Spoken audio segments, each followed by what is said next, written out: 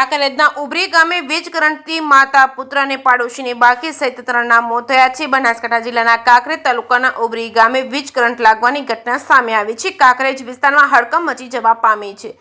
એક સાથે માતા પુત્ર અને પાડોશીની બાળકી આ વીજ કરંટનો ભોગ બનવા પામી કમકમાટી ભર્યા મોત થયા હતા। વીજ કરંટનો ભોગ બનેલા જે વાઘેલા અંતરબા ચકુભા ઉંમર વર્ષ 38, વાઘેલા રોહિતબા ચકુભા ઉંમર વર્ષ 5, વાઘેલા વિદ્યાબા રાજુભા ઉંમર વર્ષ આશરે 4।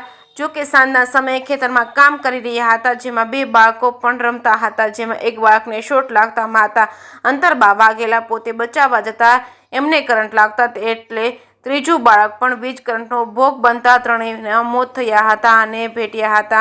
આજુબાજુના લોકોને જાણ થતાં તાત્કાલિક અસરથી વીજ પુરવઠો બંધ કરાવી મૃતકોને શિહોરી ખાતે આવેલ સરકારી હોસ્પિટલમાં પીએમ અર્થે ખસેડવામાં આવ્યા છે। આ અંગે શિહોરી પોલીસ સ્ટેશનમાં અકસ્માતનો ગુનો દાખલ કરી વધુ તપાસ હાથ ધરવામાં આવી છે। સૌથી અગત્યની બાબત વિશે વાત કરીએ તો આખરે જવાબદાર કોણ? શું વીજ કંપની કે કોઈ બેદરકારી દાખવી છે કે પછી કોઈ અન્ય કારણ?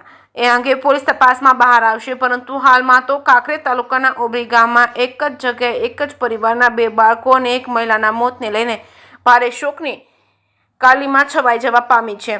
જે કે ગુજરાતી સાથે ચહેરસિંહ વાઘેલા, કાંકરેજ।